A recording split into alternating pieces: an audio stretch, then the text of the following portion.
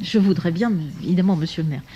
Bonsoir à toutes et à tous. C'est un plaisir de vous voir encore ce soir. J'espère peut-être encore la prochaine fois. En tout cas, on verra. Profitons-en. Oui, c'est la présentation du budget primitif 2021 en ce qui concerne son budget principal et les budgets annexes que nous allons vous présenter.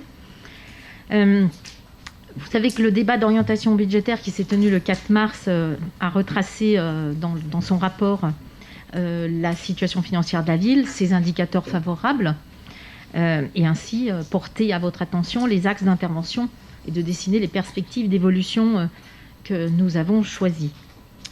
Le budget primitif est un acte évidemment obligatoire du cycle budgétaire. Ce budget propose les recettes et les dépenses qui sont prévues pour l'exercice annuel, et ceci tant en section de fonctionnement qu'en section d'investissement.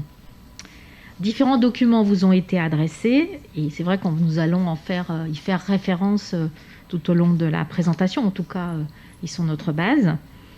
Et je vous rappelle que la commission du pôle ressources, qui s'est réunie le 23 mars, a présenté devant les différents commissaires ces documents et a permis les échanges entre les élus. Donc tout d'abord, je remercie M. Bosson pour le travail accompli avec ses collègues et toujours son soutien. Ce budget 2021, comme l'a exprimé Monsieur le maire, a été quand même élaboré dans un contexte économique et un contexte local présenté certes dans le débat d'orientation budgétaire, mais qui est un contexte un peu particulier. Si la crise sanitaire a particulièrement affecté notre budget 2020, notre réalisé 2020, la construction du budget primitif 2021 prend en compte le fait que cette crise n'est pas tout à fait achevée et vous savez ce qui s'est passé hier soir. Donc nous abordons avec fermeté et prudence cette année financière 2021, en nous appuyant d'ailleurs sur nos indicateurs favorables, taux d'endettement, capacité d'épargne, et sur la gestion rigoureuse de notre fonctionnement. Comme évoqué le 4 mars également, nous n'allons pas toucher nos taux d'imposition directe, mais nous le verrons après dans une délibération spécifique. Et nous sommes dans un contexte aussi un peu particulier qui est celui de la disparition de la taxe d'habitation sur les résidences principales en tant qu'impôt direct perçu par la commune, mais aussi la fusion de nos taux communaux avec le taux départemental de la taxe foncière sur le bâti. Le budget qui vous est présenté et qui sera soumis à votre approbation est donc un budget maîtrisé en dépenses de fonctionnement et qui soutient une dynamique en termes d'investissement. Avant le passage aux sections spécifiques, nous avons la slide habituelle qui présente le général, la présentation générale du BP. Et vous constatez une section de fonctionnement à plus de 48 267 000, et une section d'investissement à 24 974 000, soit un total budgétaire à 73 241 000. Donne-le là. Passons directement aux dépenses, à la section de fonctionnement et surtout aux dépenses de fonctionnement. Vous voyez là, évidemment, les différents chapitres qui composent les dépenses. Ça commence à devenir familier pour certains d'entre vous. On en a déjà parlé en DOB.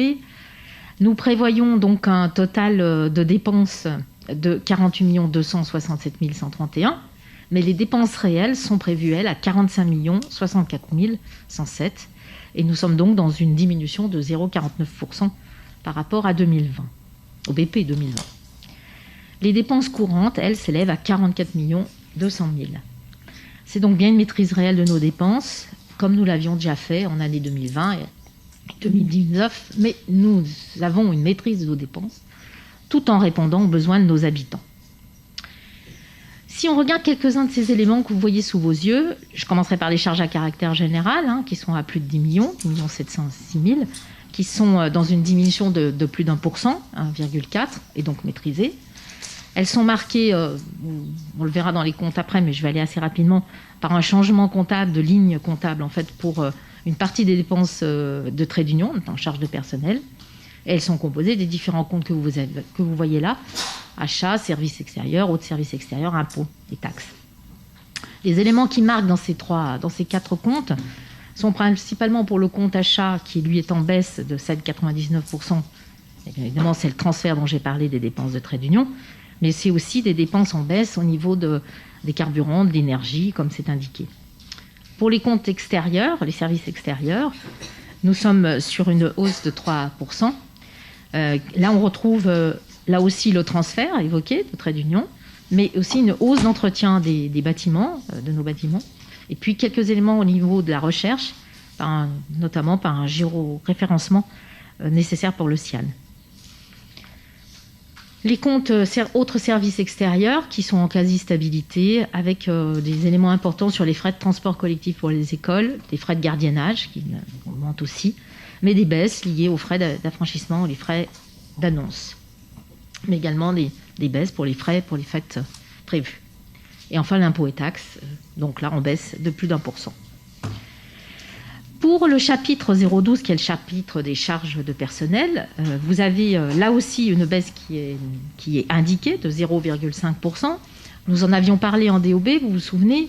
Elles sont principalement marquées, ces dépenses de personnel, par le transfert de la compétence de l'enseignement musical à l'agglo et donc transfert des personnels du conservatoire. Mais nous avons quand même malgré tout à prendre dans ce chapitre toute l'évolution du glissement vieillesse-technicité, qui est systématique chaque année, qui fait partie du cadre d'emploi des fonctionnaires. Et nous avons aussi à prévoir l'impact de certaines mesures qu'on avait évoquées en DB, qui sont des mesures nationales, notamment l'impact de mesures catégorielles pour les catégories les plus basses, ou en tout cas les plus fragiles des fonctionnaires. Nous avons aussi quelques créations de postes, à plus de 251 000 euros, avec des reports de l'année 20. Et on inclut là aussi les dépenses de trait d'union pour 174 000.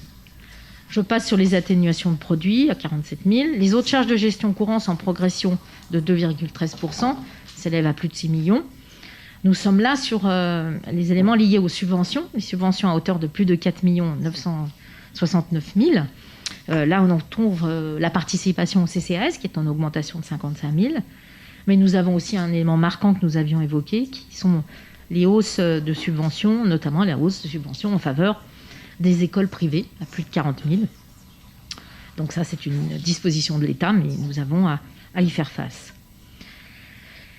Voilà pour cette partie-là, donc une progression. Pour les charges financières, une baisse de plus du %, mais ça, c'est vrai qu'on l'avait noté précédemment, nous sommes sur quand même un vieillissement de notre dette et des taux d'intérêt extrêmement bas.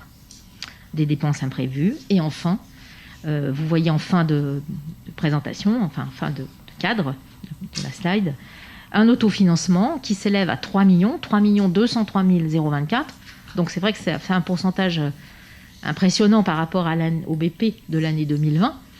Mais vous le savez que là, on a été percuté par les éléments de l'année 2020 et du Covid. On avait évoqué tous ces éléments-là lors du DOB. Et cet affaiblissement de notre autofinancement n'est que conjoncturel et pas structurel. Il sera de toute façon augmenté au BS en fonction de la reprise des excédents. Voilà, j'espère que c'est clair pour vous. Je ne vais pas faire ma petite blague sur les couleurs, mais voilà, on a quand même une ventilation des dépenses de fonctionnement qui sont moins chiffrées, mais qui sont un peu plus visibles. Vous voyez qu'il y a un équilibre entre plusieurs secteurs. On a un pourcentage de la masse de nos dépenses de fonctionnement important au niveau de l'éducation. Ça correspond évidemment à nos priorités. Tout ce qui concerne l'école, la restauration et ainsi de suite. Nous avons ensuite un appui important, un pourcentage important de nos dépenses liées à l'aménagement urbain, les réserves foncières, tout le travail que nous avons à faire sur l'évolution de la ville, l'environnement, la pétonisation, ainsi de suite. Nous avons ensuite trois thématiques qui se tiennent entre la culture à un peu plus de 10%. Alors évidemment, le conservatoire est en partie, on a un petit rééquilibre, voilà. Le sport et jeunesse à plus de 11, presque 12, et le social et famille à 11,4, presque 5. Et la tranquillité publique, qui se tient toujours autour de 5. Voilà, les services généraux restent toujours eux à peu près entre 24 et 25%. On est presque à 25,5, à 25,7. Voilà, c'est un élément important vis-à-vis de la ventilation. Si nous passons aux recettes, ces recettes, elles sont aussi, considérées, on essaye d'être prudent là aussi dans le contexte que nous traversons. Les recettes de fonctionnement, comme vous le voyez, s'élèvent à 48 267 131. Mais c'est surtout les recettes courantes qui nous intéressent, à 48 174 000. Et ces sont en diminution de 2,05%. Donc c'est vrai que nous sommes dans une conjoncture un peu particulière. Elles sont composées par les atténuations de charges, à 183 000. Là, on est sur des remboursements d'indemnités journalières en matière de rémunération de personnel. Les produits de gestion courante, qui sont à plus de 6 millions, qui sont en baisse également. Et ce sont évidemment là les éléments liés à les pertes, prise en compte de pertes de recettes tarifaires du conservatoire. Le conservatoire est transféré, nous n'avons plus les éléments de recettes. Les effets également de la crise sanitaire qui se continue sur les recettes domaniales de la ville. Et parallèlement, nous avons une augmentation de remboursement de frais liés au personnel du CCAS et de la résidence eaux vives. Il y a toujours le stationnement sur la voie publique. Les impôts et taxes, donc eux, on est sur un montant quand même important, de 24 605 448, non 648, pardon. Soit c'est un montant important, mais qui est quand même en baisse. Et si on baisse de 4%, si on regarde plus particulièrement les impôts, les contributions directes, comme on dit, qui sont à 17 281 000, on est dans une très très légère augmentation, on pourrait dire presque une stagnation. Nous avions évoqué que pour ces contributions directes, il n'y aurait pas de changement de taux en 2021 sur la taxe locale qui demeure à la commune, c'est-à-dire la taxe sur le foncier bâti. Il est vrai que nous sommes quand même je préfère m'arrêter un petit peu à ça, c'est vrai que nous sommes aujourd'hui dans une période un peu particulière, la réforme de la taxe d'habitation, l'intégration de la taxe du foncier bâti du département sur le volet communal, l'évolution des bases, tous ces éléments ne sont pas extrêmement stabilisés. Et donc c'est vrai que la visibilité nous incite, ce manque de visibilité nous incite à être extrêmement prudents. La réforme de la taxe d'habitation sur la résidence principale continue en fait de manière dégressive jusqu'en 2023 pour 20% des habitants. Mais le produit de cette taxe d'habitation sur la résidence principale ne revient plus à la commune, je vous le rappelle, il revient directement à l'État. Alors certes, l'État va compenser la perte de cette taxe pour les communes par le transfert de la taxe du foncier bâti jusqu'alors perçue par le département. Et c'est pour ça qu'il y a bien fusion des deux taux, le taux communal à 19,5 et le taux départemental à 12,03, pour former un seul taux, c'est-à-dire le taux de 31,53 que vous voyez là, et qui devient donc le seul taux unique communal. Donc c'est pour ça que vous voyez sur ce document la disparition de la taxe d'habitation. On a quand même la taxe d'habitation des résidences secondaires, qui ne disparaît pas pour elle, et qui est là en plein. Le foncier bâti avec son taux cumulé, et tout en bas, le foncier non bâti à 33%. Voilà, le coefficient correcteur, le montant prévisible est à peu près à 1 679 000, donc nous aurons là une compensation qui est importante pour nous. Qu'est-ce que ça va donner? Parce que c'est vrai que ces tableaux, on voit des croix partout et tout ça, mais si on se réfère à ce que pourrait être notre avis d'impôt demain, de taxe foncière, ça pourrait à peu près valoir la différence entre la taxe foncière 2020 et la taxe foncière 2021, où on avait en 2020 évidemment à la commune, le département et les différentes taxes, mais là on n'aura plus que la taxe liée en 2021 à la commune. Il n'y aura plus d'éléments du département. Donc on n'est pas sur une augmentation, on est bien sur une fusion des deux taux, qui deviennent un taux unique communal. C'est clair pour vous? Bon. Nous voyons bien qu'il n'y a donc pas d'incidence sur le montant total de l'impôt. C'est important parce que quand on voit 31 d'un coup, on peut penser qu'il y a une augmentation, mais non, le montant global, lui, ne bouge pas. Il me semblait important de répéter ce que nous avions déjà dit en DOB pour que ce soit bien clair. Nous pouvons revenir à notre slide initial. Nous continuons sur le chapitre des impôts et des taxes. Il y a encore évidemment ce qui nous importe beaucoup, qui est vraiment une préoccupation aujourd'hui, qui sont les recettes du casino, que nous estimons là à 2 950 000. Vous saviez qu'on avait eu des pertes de recettes en 2020 qui avaient été compensées par l'État. Nous allons avoir une fermeture. Nous avions prévu au départ une fermeture de 3 mois. Les annonces d'hier, il va falloir évidemment prévoir une fermeture au-delà de ces 3 mois que nous prévoyons dans le budget. Donc, il faut savoir quand même, je vous rassure, que nous allons rentrer évidemment, puisque nous dépassons une certaine durée de fermeture, nous allons entrer dans la procédure de compensation financière par l'État, puisque les recettes du casino sont des recettes financières, et que c'est les recettes financières qui sont prises en compte dans cette compensation en 2021. Donc, nous allons évidemment ajuster quand nous aurons ces compensations et que les calculs seront faits. Nous ajusterons OBS entre la diminution de nos recettes et la compensation qui sera donnée par l'État. L'attribution de compensation d'Annemasse versée par Annemasse Agglomération pour 1 829 000 est en baisse liée au transfert évidemment du conservatoire.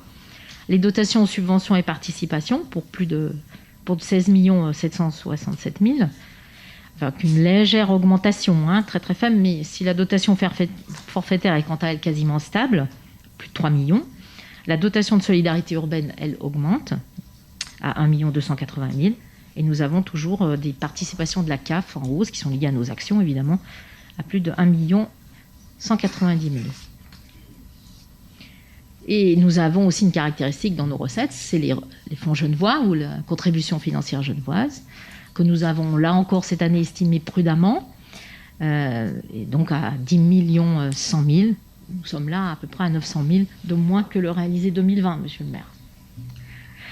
Enfin, les autres produits de gestion courante, des revenus d'immeubles, 345 000, des produits financiers, des produits exceptionnels à plus de 91 000, sont des remboursements d'assurance et des ventes de certificats d'énergie notamment. Donc nous avons des recettes en diminution par rapport à notre BP de 2020, mais si la crise sanitaire continue à impacter nos recettes au-delà de ce qu'on avait prévu, notamment pour le casino, la compensation de l'État nous permettra de garantir notre autofinancement qui sera de toute façon aussi concerné par le BS et la reprise des excédents. Voilà pour cette partie fonctionnement. Nous abordons la partie des dépenses d'investissement cette fois-ci. Donc, nous sommes là sur une balance qui s'établit à 24 274 174, avec des dépenses d'équipement qui s'élèvent à plus de 20 674 174. Et comme nous l'avions présenté en DOB, nous avons donc un niveau de dépenses d'investissement qui est important, mais qui est proche, en tout cas qui est dans la ligne de ce que nous avions déjà dépensé en 2020. Donc nous sommes vraiment sur une tendance. Et nous avons la possibilité de tenir ce niveau d'investissement, nous l'avions d'ailleurs dit en DOB, au-delà de l'année 2021, en nous projetant sur les autres années, sur les 5 ans, avec un niveau de 100 millions d'investissement. Donc, dans ces dépenses, il y a différentes rubriques, évidemment, différents chapitres. Les dépenses d'équipement sont composées des immobilisations incorporelles pour ce 316 000. Ça recouvre plutôt des frais d'études, PLU, différentes frais d'études liés à futurs projets, des logiciels, notamment aussi des frais d'études liés à des perspectives de désimperméabilisation des cours d'école, enfin des choses comme ça. Nous avons les subventions d'équipement versées pour un montant important, 952 000, mais bon, évidemment, en baisse. On retrouve là des subventions pour le matériel informatique. On retrouve... des subventions, pardon. Oui, des subventions, mais on dépense, dont 160 000 sont faits au titre de ce qu'on appelle l'attribution compensatrice d'investissement, en lien avec Annemasse Agglo. Et nous avons aussi des frais liés à des enfouissements de réseau encore sur la rue du Vernon avec le CIAN. Les immobilisations corporelles, qu'on appelle immobilisations corporelles, elles sont à 1 456 000. Ce sont des acquisitions foncières. On trouve aussi là tout ce qui concerne les notions liées à la végétalisation, les plantations d'arbres. On a aussi tout le matériel, l'outillage, le matériel de transport pour les services, tout le matériel informatique. Et il y a un effort assez important, notamment pour le matériel informatique des écoles, puisque là aussi l'État va nous aider à continuer cette mise à disposition de matériel dans les écoles. Et nous passons ensuite aux immobilisations en cours, ou qu'on appelle aussi travaux, pour simplifier, qui sont à plus de 5 millions, Et voici une ventilation qui vous montre à peu près les types de travaux sur lesquels on travaille. On prévoit en dépenses. Donc, ça va de l'aménagement de voirie et d'amélioration à 800 000. Les réfections diverses pour des écoles à 587 000. La conformité et d'accessibilité des bâtiments, mais aussi l'accessibilité et sécurisation piétonne au niveau de la mobilité urbaine. Donc, l'un à 545 000 et l'autre à 415 000.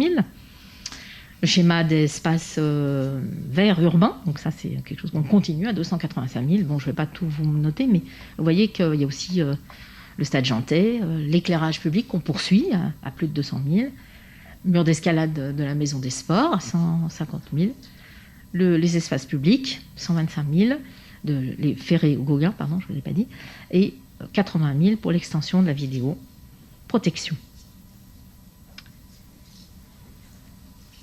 Si nous continuons toujours dans ces détails, nous avons aussi ce qui compose les dépenses d'investissement, évidemment les opérations. Et là, vous retrouvez des gros morceaux, ce qu'on appelle des très très grosses opérations, pour certaines qu'on porte déjà depuis plusieurs années, au titre de Château Rouge, encore avec 3 955 000. Le pôle d'échange multimodal, donc ce sont vraiment des travaux d'envergure qui transforment la ville, à 2 144 000. L'extension de l'école du groupe scolaire Jean Mermoz, à 1 505 000. L'îlot Chablais Parc à 1 160 000. Les Hutins, cette fois-ci c'est le gymnase pour plus d'1 million. L'acquisition et les opérations sur le parc Mila-Racine à 691 000. Le groupe scolaire de Jules Ferry, ce nouveau groupe qui commence, 533 000, enfin qui va commencer. La rue du Vernon, avec tout son aménagement, à 443 000. C'est un long aménagement, quand même pour plusieurs mois. Même 3 ans, avec des secteurs successifs. La maison de santé pour 302 000, puisqu'on est à Boutouchamp, et l'éco-quartier de Château-Rouge pour 172 000.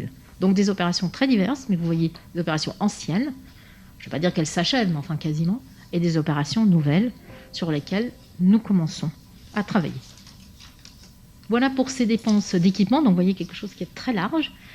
Et si nous retournons sur évidemment le document initial des dépenses, nous avons évidemment, au-delà des dépenses d'équipement, les dépenses financières qui sont composées principalement de la taxe d'aménagement, des emprunts avec le remboursement, des remboursements à l'EPF, des dépenses, toujours des dépenses imprévues, et aussi des opérations patrimoniales pour 640 000 qui sont des avances forfaitaires. Donc, à ces 24 millions quand même, ce qu'il faut rajouter, c'est qu'à ces 24 millions de dépenses qui sont des acquisitions, des travaux, s'ajouteront les 7,7 millions de restes à réaliser qui vont être ceux-ci réintégrés au BS en 2021. Donc, les restes à réaliser sont en forte diminution par rapport à 2020. Nous passons aux recettes pour finir. Donc, ces recettes, là aussi, elles sont sur une structure analogue à ce que nous avions en 2020. Elles sont sur les dépenses totales, les recettes totales, elles sont à 24 millions, évidemment, 974 174. Mais il faut s'attacher, là aussi, aux recettes d'équipement, d'abord, pour 17 78 100. Parmi ces recettes d'équipement, nous avons les subventions d'investissement, à plus de 9 millions. Donc ça, c'est supérieur. Elles sont assez importantes cette année, mais c'est vrai que nous sommes sur plusieurs opérations, comme on l'a vu précédemment, qui sont en fin de réalisation. Donc c'est pour ça que les subventions arrivent en nombre. Sur vos documents préparatoires, vous avez vu que, par exemple, au niveau de Château-Rouge, nous avons à la fois les subventions de l'État, de la région, du département, ou pour le pôle, les subventions pôle d'échange multimodal, les subventions d'Annemasse-Aglo. Voilà, donc ce sont des subventions très importantes qui arrivent. Nous avons aussi là-dedans les amendes de police et différents éléments. Nous avons aussi ce qu'on appelle les emprunts, les dettes assimilées, à 7 790 000. Là aussi, c'est un montant qui peut pas être important, mais nous l'avions annoncé en DOB. Et vous savez, je ne sais pas si vous vous rappelez de la petite colonne, nous avons de toute façon toujours annoncé que nous les diminuions en BS, avec la reprise des excédents. Les éléments financiers aussi, avec la FCTVA, la taxe d'aménagement, ces dotations sont à plus de 3 millions, des dépôts et cautions, des autres immobilisations qui sont les éléments liés au budget annexe pour 263 000, des produits de cession pour 670 000. Et enfin, évidemment, ce qui est noté là, en 2 composants, le virement de la section de fonctionnement à plus d'1 million et les dotations aux amortissements, ce qui fait une composition de 3 203 000. Voilà, donc on vous propose un budget prévisionnel qui nous permet évidemment de répondre aux besoins de nos habitants, d'assurer des services publics de qualité et d'accessibles, tout en dégageant évidemment les marges nécessaires pour les investissements utiles à la poursuite du développement durable de notre ville. Merci. Merci Madame Wachtel. Je voudrais répondre à une question que je me pose moi-même. C'est comment on arrive, comme ça c'est simple, comment on arrive à, dans les circonstances actuelles, à proposer un budget de 73 millions avec des dépenses qui baissent légèrement de fonctionnement, moins 0,50%, des recettes qui baissent un peu plus, donc évidemment il faut être très attentif à cela, mais où on sort quand même un autofinancement de plus de 3 millions, et tout ça sans augmentation de taux de la fiscalité.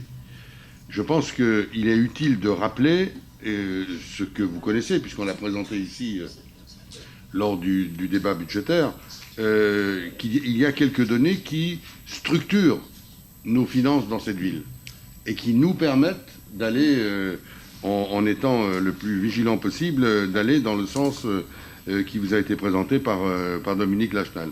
Par exemple, le premier élément concerne l'autofinancement.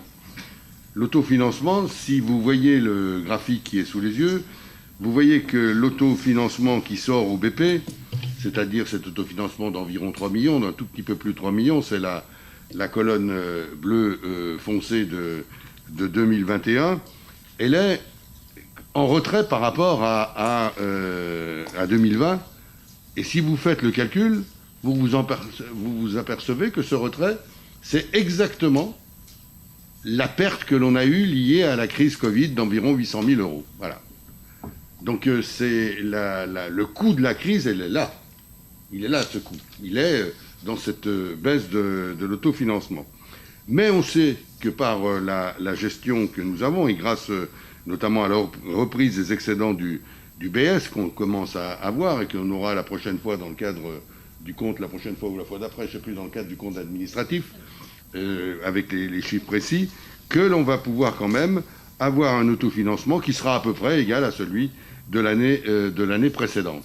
Donc cet équilibre-là, il est important. Si on n'a pas la colonne rose à côté, on est un peu bloqué sur les investissements qui vont venir. On a ensuite un élément, c'est le deuxième graphique, c'est le fait que on est capable d'investir régulièrement depuis 2014. On a pris 2014, on aurait pu remonter à 2008, voire avant. On a été capable d'investir en moyenne 18 millions, 17 millions 798, 18 millions d'investissements d'équipement, et vous voyez que depuis 2018, on dépasse cette barre des 18 millions, ce qui nous amène tout naturellement vers les 20 millions par an, à peu près, en moyenne, qu'on annonce dès d'ailleurs cette année. Et puis, mais je voudrais faire une remarque sur ce que j'ai lu dans la presse, ou ce que j'ai entendu lors du dernier conseil municipal, M. Gaconnet. J'ai entendu que finalement, nous faisions un catalogue et finalement, on ne réalisait pas beaucoup. On faisait le catalogue et puis après, on ne réalisait pas. Bien pourtant, les chiffres sont là. Regardez, le réalisé, j'ai demandé qui est le réalisé de 2020, celui qui va apparaître au compte administratif, c'est-à-dire celui qu'on a vraiment dépensé, vraiment, on prévoit dans le budget, et puis après, on dépense. Eh bien, vous voyez que ce réalisé, il est même légèrement supérieur au budget principal annoncé, parce qu'il y a eu le BS entre-temps, évidemment, on n'a pas inventé l'argent. Mais c'est pour dire que non seulement on est dans la mesure de faire, mais grâce à nos services qui veillent très précisément à la réalisation de nos projets, grâce à nos services, je salue Marie-Claire Louillot en particulier, parce que c'est pas simple de porter l'ensemble de ces dossiers avec l'ensemble des services techniques, eh bien on a fait, et on fait.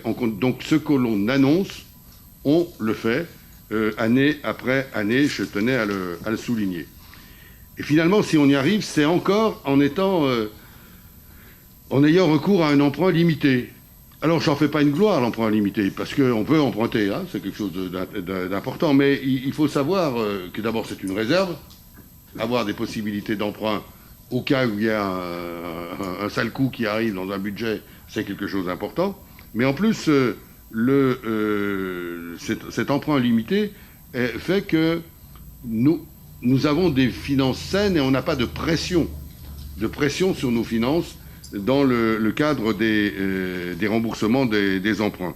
On a là les chiffres. Hein.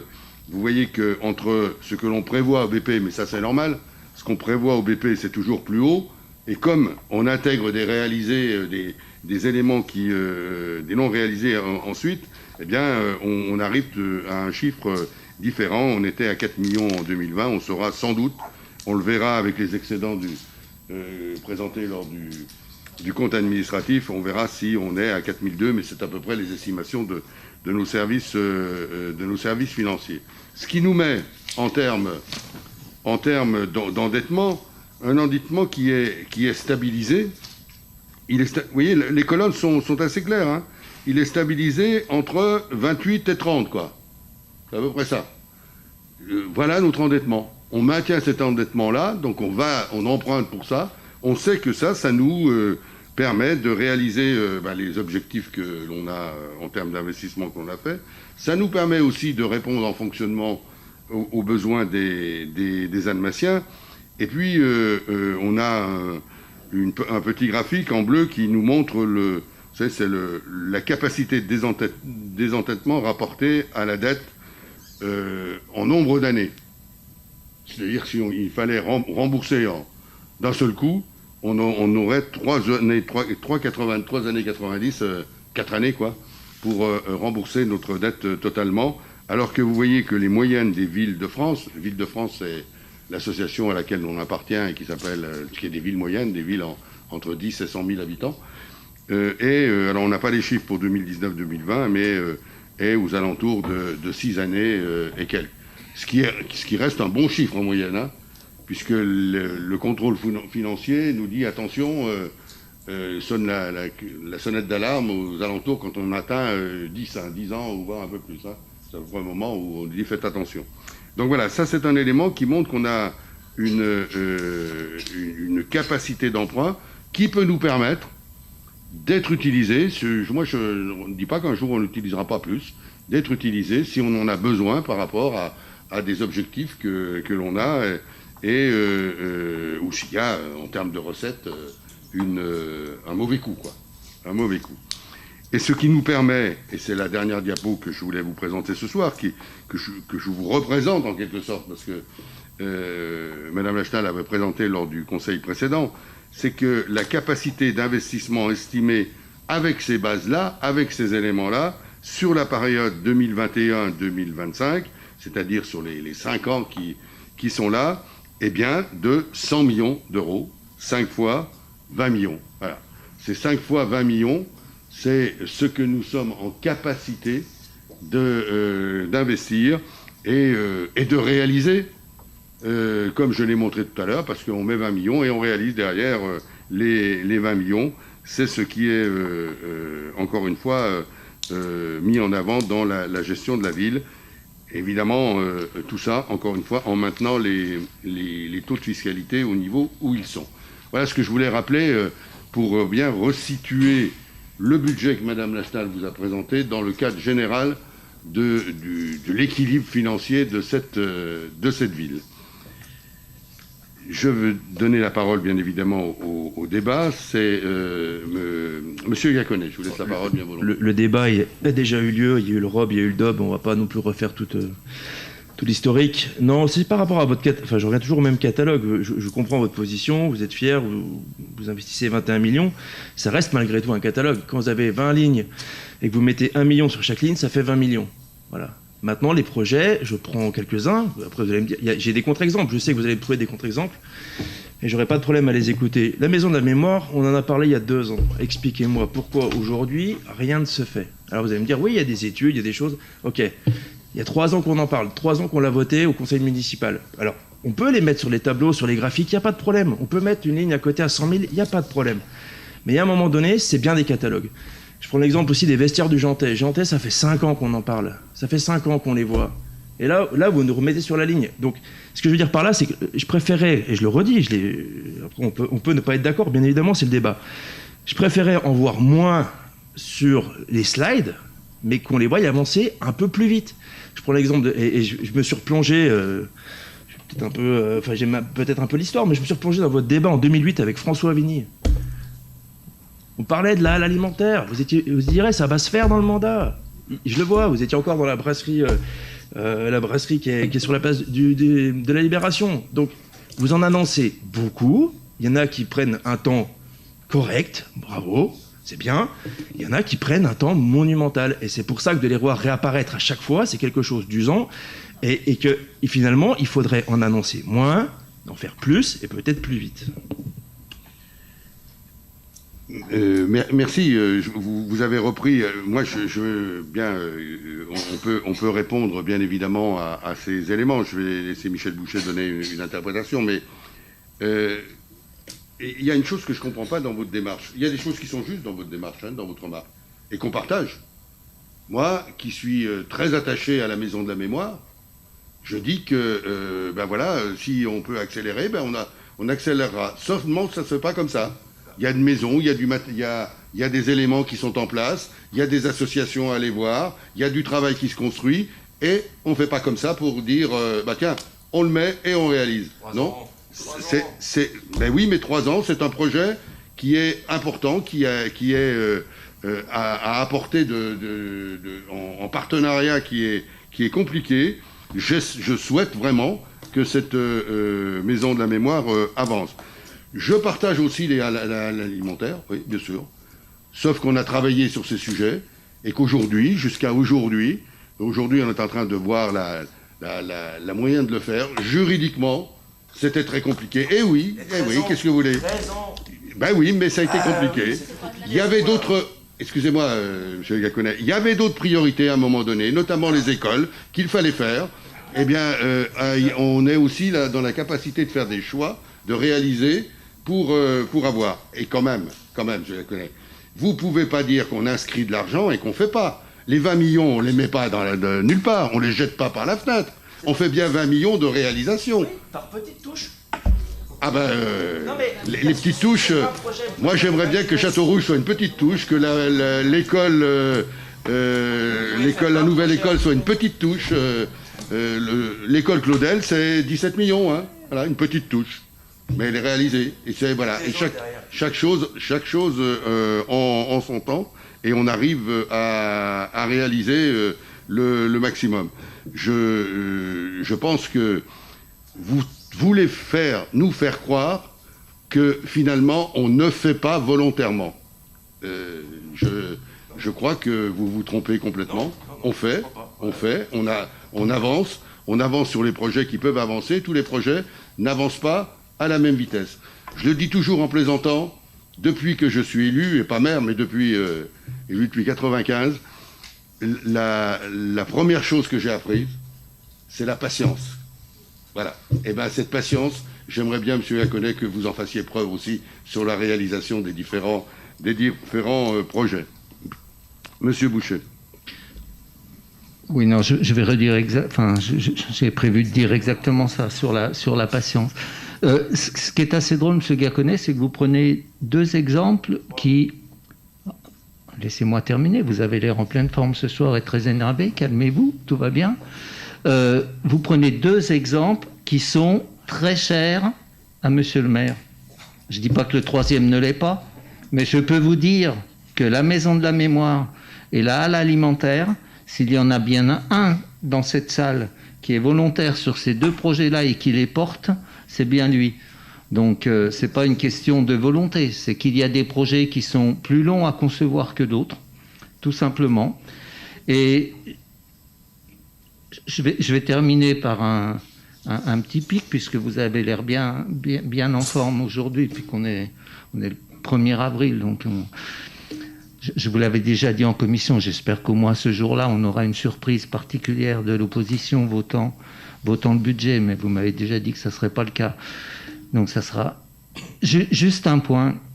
Vous avez écrit très récemment, je vais faire à nouveau appel à vos écritures Facebook, en vous moquant particulièrement de nous, en disant qu'il suffit qu'il y ait un coup de gueule de Monsieur laissez-moi terminer. Un coup de gueule de Monsieur Loiseau, un article dans le journal, pour que sitôt soit mise en accessibilité donc la caisse de parking derrière MLK. Voilà, en 2 jours. Soit, il y a deux façons de voir les choses. Soit vous êtes d'une pleine mauvaise foi, et je crois que c'est le cas, vous êtes d'une pleine mauvaise foi, soit vous avez une méconnaissance, mais alors totale, de comment se composent les projets, même petits. Voilà, et si vous pensez qu'il suffit que vous ayez un nouveau coup de gueule aujourd'hui sur quelque chose pour que après-demain on l'ait réalisé et que Madame Louillot, sitôt ce soir en ayant entendu le coup de gueule, se met à tourner dans tous les sens pour que ce soit réalisé dans 2 jours, vous vous trompez parfaitement. Les choses sont quelquefois longues, donc il y a des projets je les trouve trop lents moi aussi. Enfin, il y a aucun problème. je trouve que les choses ne vont pas assez vite. Maintenant, vous ferez croire à personne dans la ville qu'il ne se passe rien dans la ville, en termes de transformation de la ville, en termes de travaux, en termes d'aménagement. Vous ne ferez croire ça à personne. Je veux dire, nos services sont surbookés de travail. Ils travaillent très bien. Ils avancent au rythme où on avance dans les projets. Il y a des projets qui avancent plus rapidement que d'autres qui sont plus longs à mettre en œuvre. La Maison de la Mémoire, ça sera un long projet. On en parle depuis qu'on a acquis les locaux, parce que c'est le minimum, ça. Si on n'a pas les locaux, on ne peut rien faire. Maintenant, le projet se construit. Voilà. La halle, même chose, c'est un projet quand même qui est complexe. On avance. Voilà, il va falloir la financer aussi. Donc, et je pense que, tout simplement, vous êtes un peu de mauvaise foi, qu'on n'a pas un catalogue, mais on a une vision de la ville. C'est peut-être ce qui nous différencie, Monsieur Gacquenay. Merci. Monsieur Gacquenay. Admettons que vous ayez eu un coup de pas de bol sur la temporalité pour la rampe, ça je veux bien l'entendre. Par contre, que vous réagissiez à tous les articles de presse en l'espace d'un claquement de doigts, je confirme ça ce soir. Il suffit de regarder l'article de mercredi matin qui parle des marchands sur le marché de la ville d'Annemasse et vous voir vite, dans la même matinée, aller sur le marché du Perrier. Si ça, c'est pas réagir à l'actualité...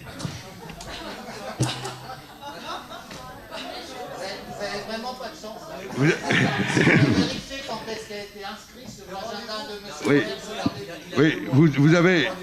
Je crois... Ça me fait rire, monsieur Gacquenay, parce que si vous saviez comment mon agenda, et c'est normal, hein, je ne suis pas exceptionnel, mon agenda est géré pour avoir un temps horaire pour aller sur un marché, c'est géré par mon cabinet 15 jours à 3 semaines avant pour bloquer. Donc voilà, c'était déjà installé. Moi, ben oui, c'est comme ça. C'est comme ça, qu'est-ce que vous voulez ? C'est comme ça. Pas de peau, pas de chance dans votre présentation. Simplement un mot. J'y ai fait allusion dans l'intervention de départ. Moi, j'aurais aimé que d'autres élus, vous par exemple, mais d'autres aussi, réagissent de la même façon que le maire d'Annemasse sur la manière d'appliquer un décret du préfet sur une mesure sanitaire.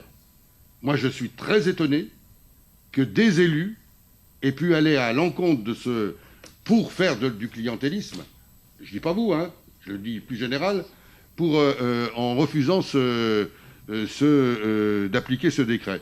Moi, ce décret est important.